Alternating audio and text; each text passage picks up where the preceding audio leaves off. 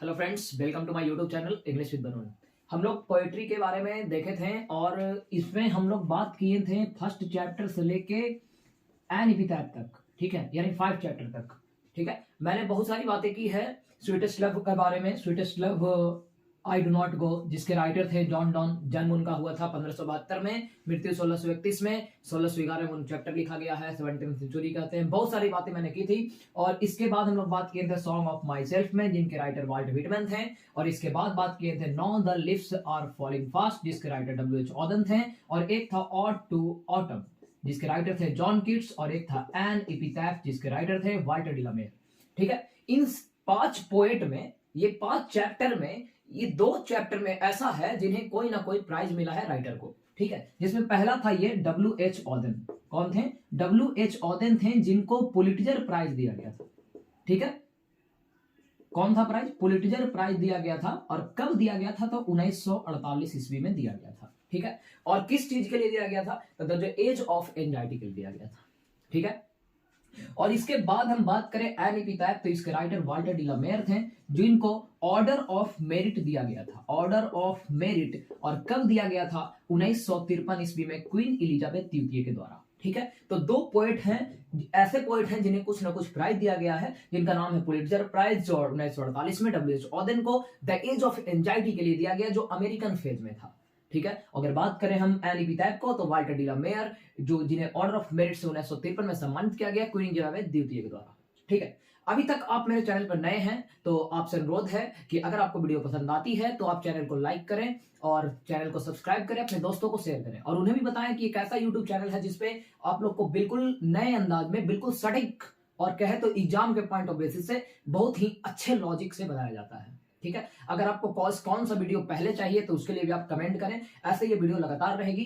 आज है 16 जनवरी 2024, शाम के बज रहे हैं 7। आप लोग की मकर संक्रांति बहुत अच्छे से मनी होगी, और मैंने तो उस दिन भी कोचिंग रखा था, 15 को भी। ठीक है, आज भी है। ठीक है, तो उसका टेंशन हम नहीं लेंगे। और आज हम लोग बात करते हैं अगले चैप्टर, जिसका नाम है द सोल्जर। ठीक है, बिल्कुल बने रहिए, अपने दोस्तों को और जोड़िए, उन्हें बताइए कि ये YouTube चैनल पे बहुत ही अच्छे तरीके से 2024 में एग्जाम देने वाले विद्यार्थियों के लिए बहुत अच्छे लॉजिक से ग्रामर और लिटरेचर दोनों का वीडियो आ रहा है। ग्रामर का वीडियो इतना अच्छा वे में आएगा, सिर्फ क्वेश्चन को देखिए और आंसर बताइए, ऐसा आएगा। ठीक है, बिल्कुल बने रहिए। हम लोग बात करते हैं 6 चैप्टर, जिसका नाम है द सोल्जर। देखिए, तो ये है चैप्टर नंबर 6, जिसका नाम है द सोल्जर, यानी सैनिक। और सैनिक कौन थे? तो रूपर्ट ब्रूक थे। ठीक है, रूपर्ट ब्रूक की अगर हम जन्म की बात करें तो ये 1887 में इनका जन्म हुआ था और 1915 में इनकी मृत्यु हो गई। ठीक है, समझ में आ रही है ये बात? जैसे हम बात करें स्टार्टिंग से, तो जॉन डॉन थे, जिनका जन्म 1572 में हुआ था और मृत्यु 1631 में हुई थी। अगर बात करें वाल्ट व्हिटमैन की, तो 1819 में उनका जन्म हुआ था, और इसको पलट के जोड़ दीजिए एक, तो 1892 में उनकी मृत्यु हो गई। और अगर हम बात करें now the leaves are falling fast W.H. Auden की, तो इनका जन्म 1907 में हुआ था और मृत्यु इनकी 1973 में हो गई।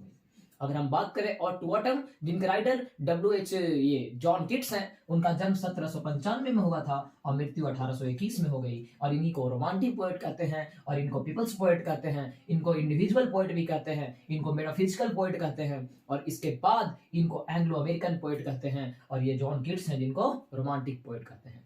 अगर बात करें वाल्टर डिलामेर की, तो इनका जन्म 1873 में हुआ था और मृत्यु हुई थी 1956 में। ठीक है, तो इनको चिल्ड्रंस पोएट कहते हैं। कैसा पोएट? Children's poet. तो ये सब बात को याद रखिएगा। कौन सा पोएट? Children's poet. और अगर हम अभी बात कर रहे हैं चैप्टर नंबर 6 की, द सोल्जर, इनके राइटर रूपर्ट ब्रूक है। कौन है? रूपर्ट ब्रूक है। और इनका जन्म 1887 में इंग्लैंड में हुआ था। कहां? इंग्लैंड में। कहां हुआ था? इंग्लैंड में। ज्यादातर पोएट का कहां के हैं? इंग्लैंड के और अमेरिका के हैं। ठीक है, एक प्रोज में आया है जो ऑस्ट्रेलियन पोएट है। आएगा, बहुत सारे क्वेश्चन आएंगे, टोटल क्वेश्चन आएंगे जो एग्जाम में पूछ सकते हैं या पूछेंगे। एक भी क्वेश्चन जिसमें जो मैं बता रहा हूं इससे एक्स्ट्रा नहीं आएगा। आप लोग लिखिएगा, इसको जरूर लिखिए, अपने लैंग्वेज में लिखिए, ऐसा नहीं है कि पूरा छाप लीजिए। ठीक है, तो देखिए, इंग्लैंड में इनका जन्म हुआ था, 1915 में इनकी मृत्यु हुई। और यह जो चैप्टर है वो 1914 में लिखा गया। कब लिखा गया? 1914 में लिखा गया, यह चैप्टर लिखा गया। ठीक है, this chapter has been written in 1914। ठीक है, इस चैप्टर में टोटल 14 लाइन है, जो 14 लाइन 2 में डिवाइड होता है। एक को कहते हैं हम 8 लाइन और एक को कहते हैं 6 लाइन। ठीक है। अब 8 लाइन को हम ऑक्टेव कहते हैं, ऑक्टेव क्या कहते हैं, ऑक्टेव। और 6 लाइन को हम कहते हैं सेस्टेट, क्या कहते हैं, सेस्टेट। तो अगर पूछे द सोल्जर में, रूपर्ट ब्रूक में 14 लाइन है, कितना लाइन है, 14, और 14 लाइन को एक और कहते हैं जिसको कहते हैं सोनेट पोएम। कैसा पोएम, सोनेट पोएम, ठीक है। सोनेट कितना लाइन का रहता है, 14 लाइन को। और अगर पूछेगा कि द सोल्जर कैसा पोएम है, तो देशभक्ति वाली कविता है। कैसी कविता है, देशभक्ति वाली, यानी पैट्रियोटिक पोएम है, जिसमें 14 लाइन है, जिसमें 2 में विभाजित है। पहला का नाम है 8 लाइन और दूसरा का नाम है 6 लाइन। 8 को हम ऑक्टेव कहते हैं और 6 को हम सेस्टेट कहते हैं।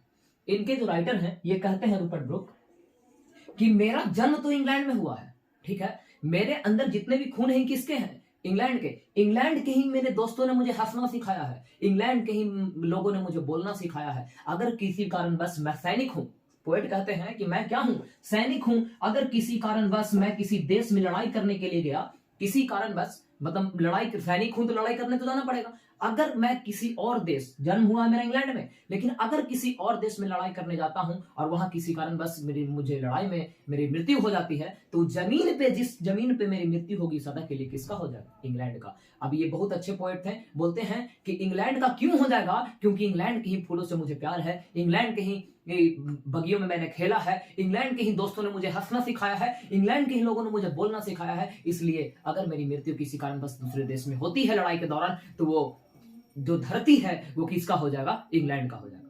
पोएट ऐसा कहते हैं। और इसके बाद पोएट क्या कहते हैं, लेकिन इनकी, पोएट की मृत्यु लड़ाई में नहीं हुई थी। पोएट इंग्लैंड से गए थे तुर्की अभियान पे। किस अभियान पे गए थे, तुर्की अभियान पे, ठीक है, इन्हें एक कीड़ा काटा था, ठीक है, कीड़ा के काटने से इनकी मृत्यु हुई, जिसको सेप्टिकेमिया कहते हैं। क्या कहते हैं, सेप्टिकेमिया, क्या कहते हैं, सेप्टिकेमिया, ठीक है। अगर हम बात करें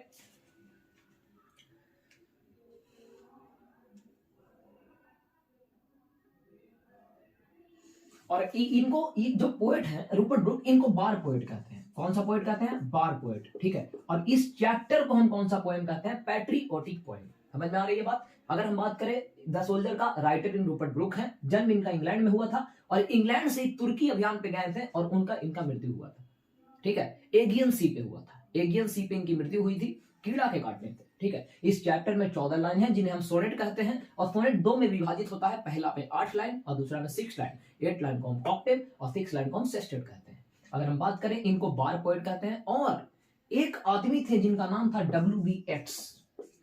W.B. येट्स, इन्होंने बताया कि आप इंग्लैंड के सबसे खूबसूरत आदमी में से एक हैं। अब पूछता है एग्जाम में, किसने कहा रूपर्ट ब्रूक को कि आप हैंडसमेस्ट मैन इन इंग्लैंड, ठीक है, यानी आप, रूपर्ट ब्रूक को किसने कहा कि आप जो है इंग्लैंड के सबसे खूबसूरत आदमी में से एक हैं, तो उनका नाम था W.B. येट्स। इसी बात को सिर्फ इस चैप्टर में ध्यान रखना, बहुत ही छोटा चैप्टर है। अब हम लोग आगे बढ़ते हैं, जिसका नाम है मैकैफ्टी द मिस्ट्री कैट। बिल्कुल बने रहिए, अपने दोस्तों के साथ शेयर कीजिए, जितना हो सके दोस्तों को जोड़िए। पहला वीडियो में उतना व्यू नहीं गया है, ठीक है, इस वीडियो में चाहता हूं कि और ज्यादा बढ़ाइए। लॉजिक इतना गजब गजब आने वाला है कि आप लोग कहिएगा कि बोलिएगा कि हाँ सर, 1 साल में जो नहीं किए वो 10 दिन में कर लिए, गारंटी इसका हम दे रहे हैं। 1 साल में जो आप नहीं किए वो 10 दिन में कर सकते हैं, फिर कॉपी और कलम लेके बैठिए, गारंटी हमारी है, ठीक है। बात करते हैं आगे हम लोग 7 चैप्टर का।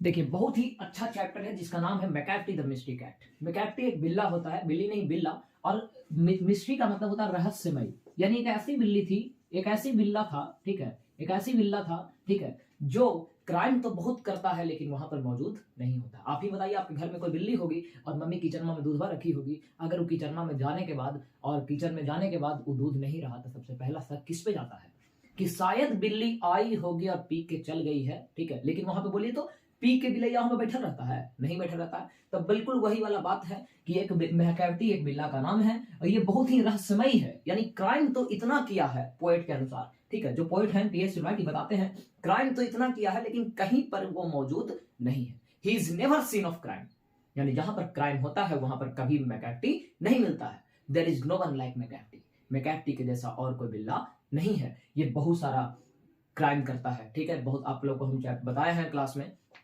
इसमें छोटा छोटा बात को याद रखना है कि पोएट जो है T.S. सिल्वर्ट, ये कितने सेंचुरी के पोएट हैं, तो 20 सेंचुरी के। कौन से सेंचुरी के, 20 सेंचुरी के। जब इसको रट लेना है, रटना बहुत बिजोड़ है, इसको खास करके पूछता है एग्जाम में टीएस सिलवाइट। ये देखिए वीडियो जो है आर्ट्स का, साइंस का और कॉमर्स का, तीनों का स्टूडेंट पढ़ सकते हैं, तीनों का सिलेबस यही है। ठीक है, तो देखिए टीएस सिलवाइट 20 सेंचुरी के पोएट है, 20 सेंचुरी के पोएट है। ठीक है, जिनका जन्म 1888 में हुआ था और मृत्यु उनकी 1965 में हुई थी। अब आप लोग को याद होगा कि पिछले वीडियो में हमने बात किया था कि एक W.H. ऑडेन थे। कौन थे? W.H. ऑडेन थे, जिनका जन्म कहां हुआ था? इनका इंग्लैंड में, और ये चल कहां गए थे? अमेरिका। अमेरिका कहने का मतलब यूएसए। ठीक है, तो ये जो राइटर हैं जन्म हुआ इंग्लैंड में लेकिन चल गए कहां? अमेरिका। कितना ईस्वी में? तो 1939 ईस्वी में। और इसके जस्ट उल्टा ई वाला पोएट वहां है जिनका नाम है टीएस इलियट। ठीक है, इनका जन्म 1888 में और मृत्यु 1965 में, और एकदम उल्टा, इनका जन्म हुआ है अमेरिका में। ठीक है, लेकिन ये आदमी कहां चल गया? तो इंग्लैंड चल गया। ये आदमी का जन्म कहां हुआ? यूएसए में, लेकिन चल गया कहां? इंग्लैंड। अगर बात करें तो इनको नोबेल प्राइज मिला है, 3 ही पोएट को नोबेल प्राइज मिला है, या कोई क्या कहते हैं प्राइज मिला है। पहला W.H. ऑडेन है जिनको पुलित्जर प्राइज मिला, एक है वाल्टर डिलावेयर जिन्हें ऑर्डर ऑफ मेरिट मिला, और बात करें इनका टीएस इलियट का, तो इनका एक नोबेल प्राइज मिला साहित्य के क्षेत्र में। कितने ईस्वी में? 1948 ईस्वी में।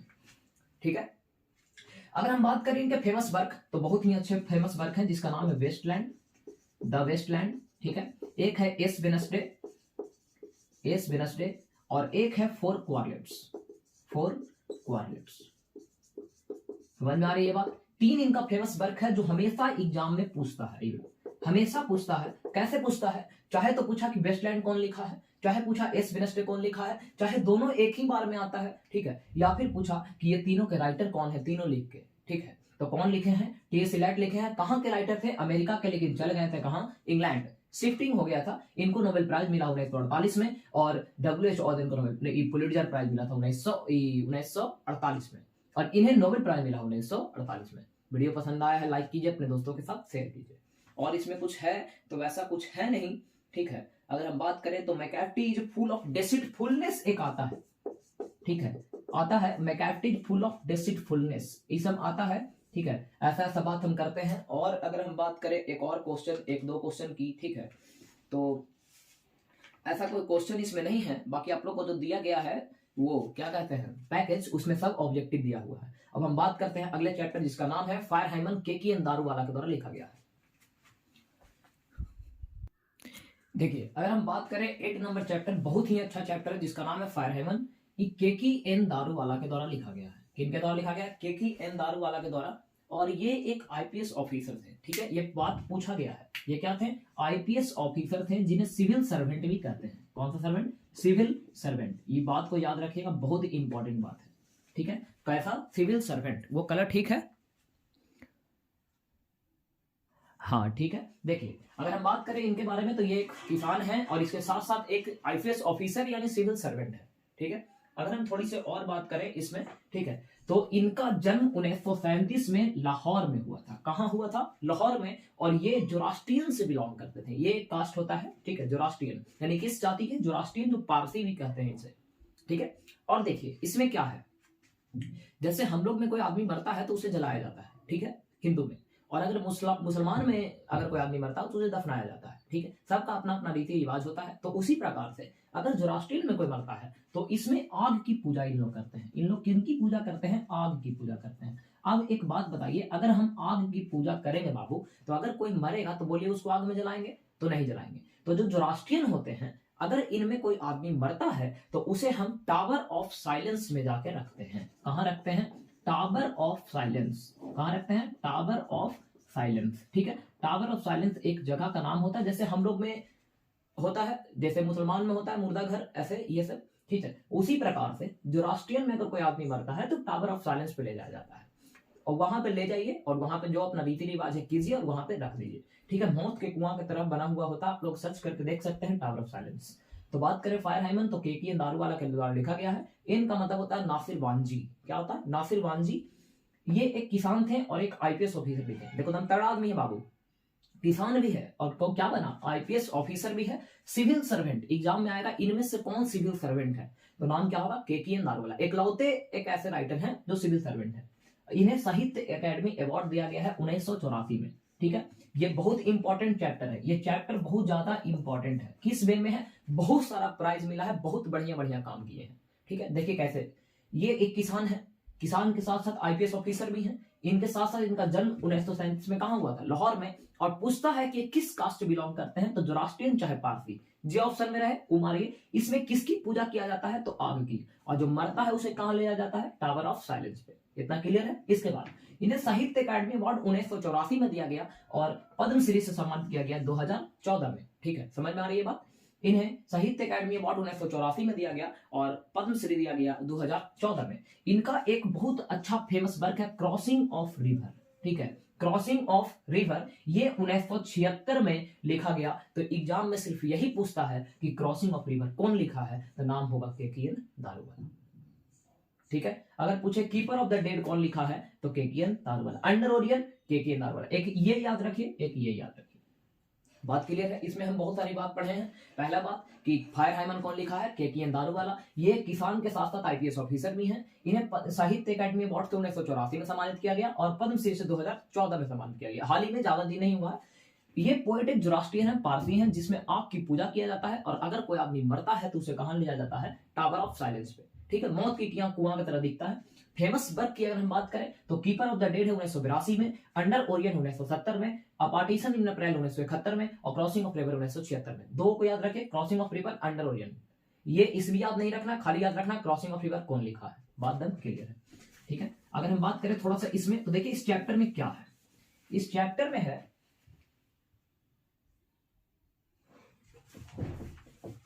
इस चैप्टर में है कि पोएट अपने पिताजी के साथ घाट के किनारे घूमने गए थे। घाट के किनारे कहां पे? कौन सा घाट? तो जहां पे मुर्दा को जलाया जाता है उस घाट के किनारे। ठीक है, पोएट किनके साथ गए थे? तो अपने पिताजी के साथ गए थे। जो पोएट है ये अपने फादर के साथ घाट के किनारे एक दिन घूमने गए। तो क्या देखें कि वहां पर एक बॉडी को जलाया जा रहा है, यानी एक बॉडी जल रहा है। लेकिन जैसे मेरा काम क्या है बाबू? पढ़ाना। आपका काम क्या है? पढ़ना। तो अगर आग कोई बॉडी को जला रहा है तो इसको काम क्या है आपका? कि उस बॉडी को पूरा तरह से जलाएगा। लेकिन पोएट और उनके पिताजी क्या देखते हैं कि यह जो बॉडी है, बॉडी जो जल रहा है, उसको आग पूरी तरह से नहीं जला रहा है, यानी आग अपना काम पूरा तरह से नहीं कर रहा है। इसको देखकर पोएट को बहुत ज्यादा शर्मिंदगी महसूस होती है और पोएट कसम खाते हैं कि जो आग अपनी बॉडी को भूल जा रहा है, इसको हम भूलने से उसको बचाएंगे। तो पोएट 20 साल के बाद, कितने साल के बाद? 20 साल के बाद पोएट क्या कहते हैं, क्या करती है कि पोएट की जब शादी हो गई, पोएट के जब एक टुनमुनिया हो गया, तो किसी कारण बस उनकी टुनमुनिया का, यानी उनके बच्चे का मृत्यु हो जाता है। तो मृत्यु हो जाता है, क्या हो जाता है? मृत्यु हो जाता है। तब बताइए, पोएट के बच्चे का मृत्यु हो गया तो पोएट अपने बच्चे को कहां लेकर जाएंगे? टावर ऑफ साइलेंस पे लेकर जाएंगे। क्यों? क्योंकि पोएट जोरास्ट्रियन है। समझ में बात आ रही है? पोएट की एक बच्चे की मृत्यु हो गई, ठीक है, तो पोएट जोरास्ट्रियन होंगे तो आग की पूजा करते हैं, तो आग में अपने बच्चे को नहीं डालेंगे। लेकिन पोएट को कहां ले जाना चाहिए था? Tower of silence. लेकिन पोएट क्या किए कि अपने बच्चे को कहां डाल दिए? आग में। कहां डाल दिए? आग में डाल दिए। तो बोलिए, पोएट भी अपनी एक गलती किए, लेकिन पोएट बचपन में कसम खाए थे कि आग जो अपना बॉडी को जलाता नहीं है, उसको हम उसको याद दिलवाएंगे कि बॉडी को कैसे जलाया जाता है। तो पोएट को अपने बच्चे को आग में डालने के पीछे दो वजह थी। पहली वजह कि पोएट बचपन में वादा किए थे कि हम आग को उसके भूलने की बीमारी से बचाएंगे, और दूसरा कि पोएट के घर से जो टावर ऑफ साइलेंस था वो 1000 मील दूर पे था। 1000 मील दूर पे था। इस कारण से पोएट अपने बच्चे को कहां डाल दिए? आग में। पोएट का दोनों काम हो गया। एक काम की, वो जो बचपन में भूल गए थे, बचपन में जो कसम खाए थे वो, और एक टावर ऑफ साइलेंस उतना दूर था वो। यही बात याद रखना है। बहुत अच्छा चैप्टर है, आपको क्लास में समझाया उन्हें बहुत अच्छे से, लेकिन अभी यहाँ पर उतनी टाइम नहीं है जो आप लोग को और ज्यादा एक्सप्लेन करें। ठीक है, एग्जाम के बाद मैं एक एक वीडियो करके सभी चैप्टर का एक्सप्लेन करूंगा कि बच्चे कितने बच्चे, मखदूमपुर में तो हम क्लास लेते नहीं है, तो बहुत सारे बच्चे पढ़ नहीं पाते हैं। ठीक है, टाइम के अभाव के कारण हम क्लास इधर नहीं लेते हैं, तो जिन्हें पढ़ना होगा यूट्यूब से ही पढ़ लेंगे बिना कोई पैसा के। ठीक है, और जो दिक्कत होगा अपन आदमी है बाबू, पूछ लो।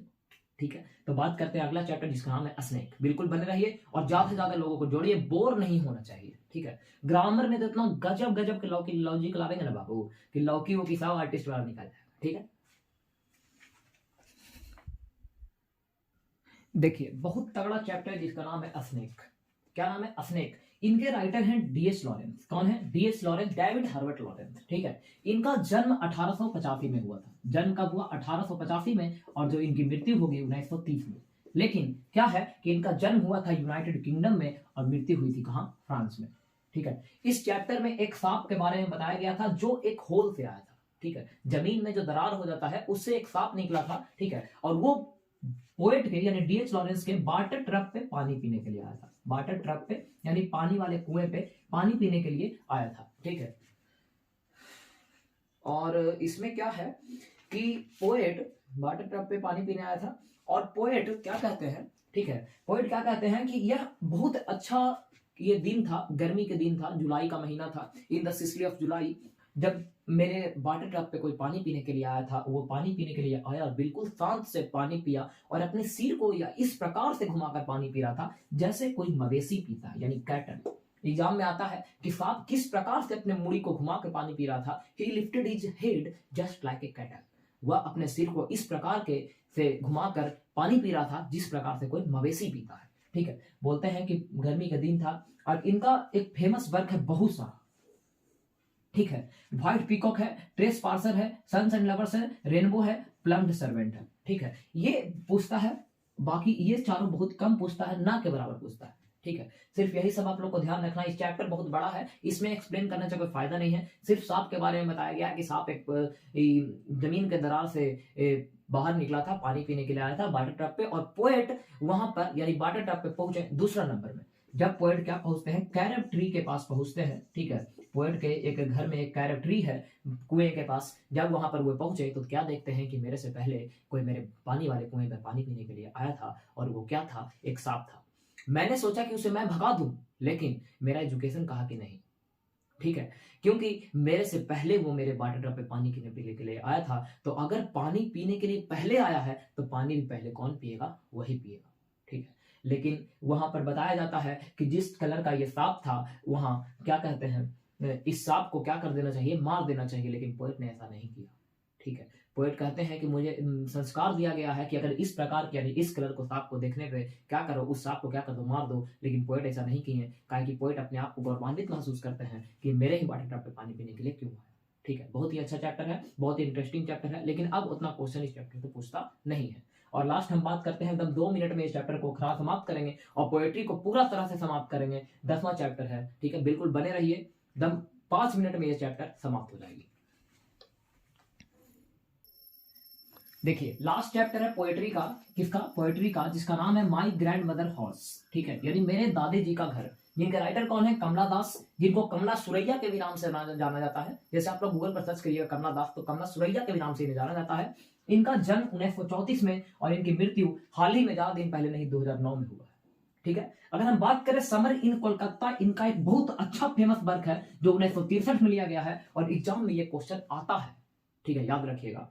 इस चैप्टर में बताया गया है कि एक घर है। ठीक है, एक घर था जहां मुझे प्यार मिलता था। मैं वहां पे किसके साथ रहती थी? मैं अपनी दादी माँ के साथ रहती थी। उन्होंने मुझे वो सारी चीजें सिखाई जो एक जीवन जीने के लिए, एक जीवन को पूरी तरह से व्यतीत किया जा सकता है। लेकिन वो दादी माँ अब नहीं है। ठीक है, अब मुझे कोई प्यार नहीं करता है। पोएट कहती हैं कि अब मुझे कोई प्यार नहीं करता है, मैं अपने हस्बैंड के घर पे रहती हूँ। मैं चाहती हूँ कि मैं फिर से उस घर में जाऊं और वहां के रूम में जिसमें मैं और अपनी दादी माँ रहती थी साथ में, वहां जाऊं और अपने बाजू में कुछ अंधेरे को लेकर आऊं और जिस रूम में मैं सोती हूँ उसके दरवाजे के ठीक बगल में उस अंधेरे को रख दूं, इस प्रकार से रखूं। ठीक है, कि जैसे कोई एक पालतू कुत्ता को रखता है। ठीक है, अब पोएट बोलते हैं कि अब मुझे कोई प्यार नहीं करता है, और अगर मुझे प्यार अगर मिलता भी है तो अजनबियों के घर जाके मुझे प्यार की भीख मांगनी पड़ती है, और अगर प्यार मिलता भी है तो वो बस एक दिखावा है।